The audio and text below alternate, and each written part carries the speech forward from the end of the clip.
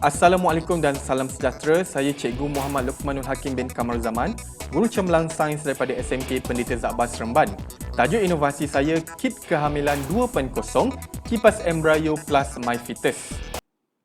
Jadi untuk pengenalan, kit kehamilan merupakan satu inovasi untuk membantu guru sains tingkatan 1 mengajar subtopik persenyawaan dan kehamilan. Kita semua maklum bahawa subtopik persenyawaan dan kehamilan ni sebelum ni dipelajari oleh murid tingkatan 3, tapi bermula 2017, murid tingkatan 1 perlu mempelajari subtopik ini. Jadi merupakan cabaranlah kepada guru-guru sains tingkatan 1. Kumpulan sasaran dia adalah untuk murid kategori sederhana dan juga lemah. Okay, ini adalah kit kehamilan 1.0 di mana saya gunakan bahan bantu mengajar ini menggunakan bahan kita semula, kotak saja pada awalnya. Kemudian saya telah tambah baik kepada kit kehamilan 2.0. Saya menggunakan grafik yang lebih menarik, menggunakan warna-warna yang berbeza mengikut struktur. Saya juga sediakan QR code sebagai rujukan guru dan juga kad-kad yang lebih interaktif. Jadi tinjauan masalah saya, murid sukar memahami proses persenyawaan dan penempelan embrio walaupun saya sudah menunjukkan video kepada mereka. Murid juga suka mengingat perkembangan zigot kepada fetus sehingga lahir.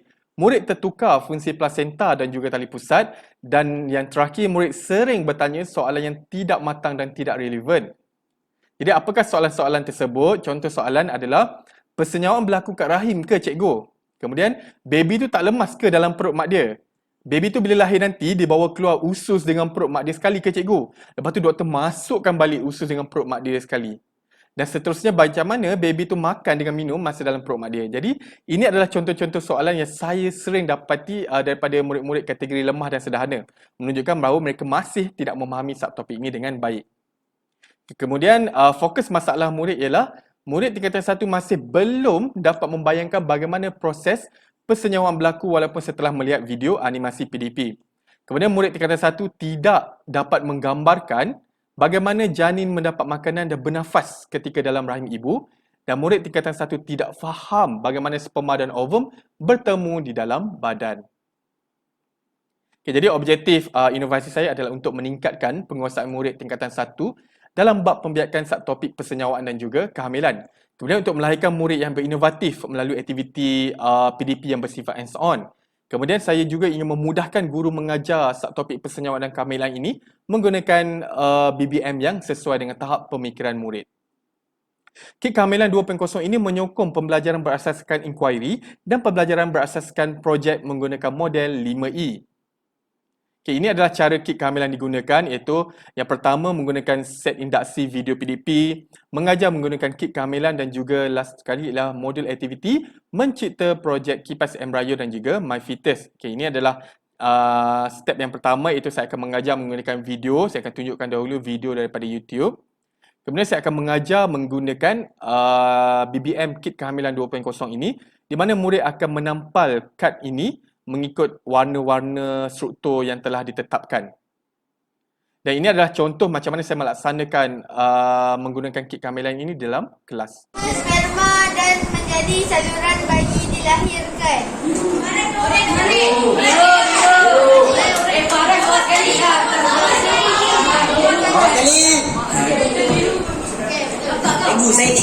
Jadi boleh nampak kemeriahan kelas sewaktu menggunakan model BBM kit kehamilan ini, di mana murid akan menampak struktur mengikut warna yang ditetapkan.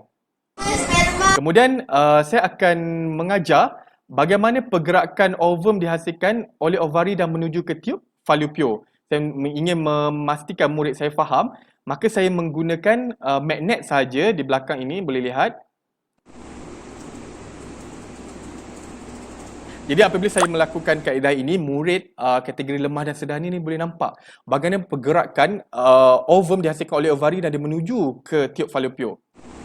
Dan kemudian untuk menunjukkan pergerakan sperma berenang menuju ke arah ovum di tiub falopio, jadi saya menggunakan magnet juga, boleh lihat bagaimana pergerakan itu berlaku.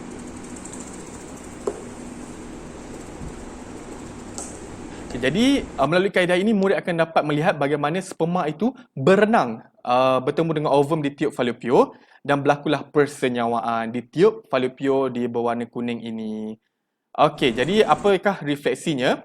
Refleksinya ialah murid dapat memahami struktur pembiakan wanita dan mengetahui fungsi setiap struktur dengan betul. Dan murid juga dapat mengetahui bagaimana proses persenyawaan berlaku di tiap Fallopian.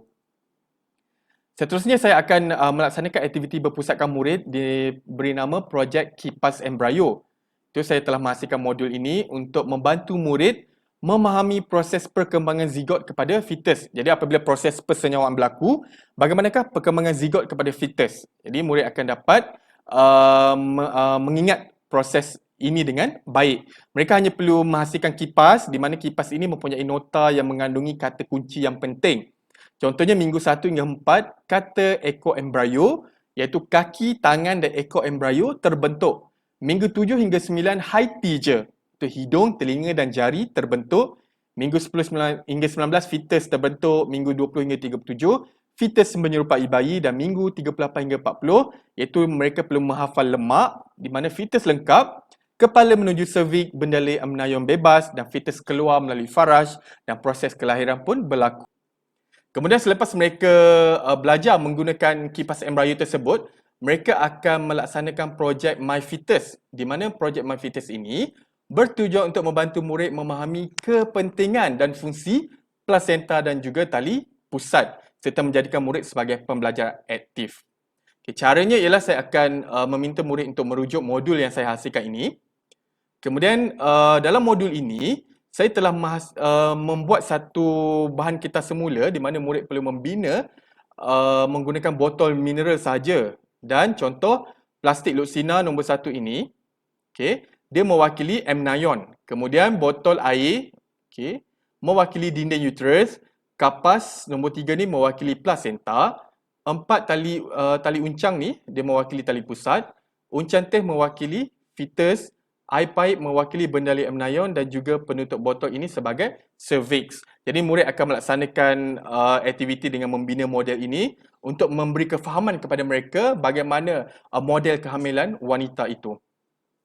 Okay, kemudian saya akan menerangkan kepada murid cara untuk menghasilkan projek ini di dalam kelas sebelum mereka melaksanakan tali dan juga uncang kat bawah kan? Bagaimana untuk tali ni kita ibaratkan sebagai apa? Tersebut menggunakan bahan kitas Andai, semula tali saja. pusat. Okey. Yang uncang ni kita ibaratkan sebagai mendengar tali. penerangan saya, mereka akan melaksanakan projek ini dengan merujuk modul saja. Okey, boleh tengok. Satu kumpulan ada 3 orang yang akan menghasilkan projek ini bersama-sama. Baik. Seterusnya selepas mereka telah siap projek, ini adalah hasilnya. Mereka sudah memahami bagaimana model kehamilan wanita, di mana letaknya plasenta, di mana letaknya tali pusat dan juga bagaimana keadaan janin di dalam rahim wanita hamil tersebut. Mereka boleh gambarkan dengan menggunakan projek ini sahaja. Kemudian akhir sekali ialah murid akan melakukan demo melahirkan anak menggunakan projek MyFetus ini di tepi sinki makmal saja. Sikit lagi. Sikit lagi. Okey. Sekarang ni yang tinggal dalam perut mak dia apa? Jadi yang tinggal dalam perut mak dia adalah mereka anak ini, mereka akan mengeluarkan, memecahkan plastik tersebut dan akan keluarlah bendalai amnion yang mewakili air ketuban. Kemudian mereka akan mengeluarkan janin dan menggunting tali pusat menunjukkan bahawa bayi telah dilahirkan melalui faraj. Jadi refleksi untuk aktiviti ini ialah murid dapat membezakan fungsi plasenta dan juga tali pusat. Jadi untuk analisis data selepas menggunakan kit kehamilan 2.0 ini menunjukkan peningkatan dalam ujian 2. Ini yang biru ni ujian 1, yang merah adalah ujian 2 dan menunjukkan peningkatan dalam analisis data.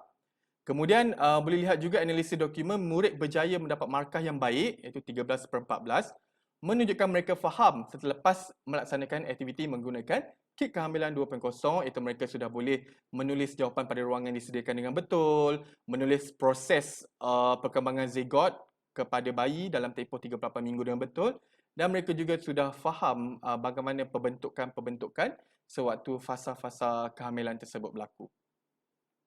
Dan sebagai penutup, kit kehamilan ini merupakan projek inovasi yang mampu membawa pelajar dan guru dalam proses PDP yang menyeronokkan dan berkesan, dan pelajar dapat memahami subtopik persenyawaan dan kehamilan dengan mudah dan guru dapat menyampaikan isi pengajaran dengan kreatif. Jadi itu sahaja, saya juga telah membuat perkongsian dan sebarluas inovasi saya ini melalui amalan terbaik bersama tim e-didik Malaysia pada 28/5 dan mendapat 4,394K tontonan dan banyak juga soalan-soalan dan juga feedback yang baik yang saya terima daripada penonton. Jadi itu sahaja daripada saya. Sekian, terima kasih.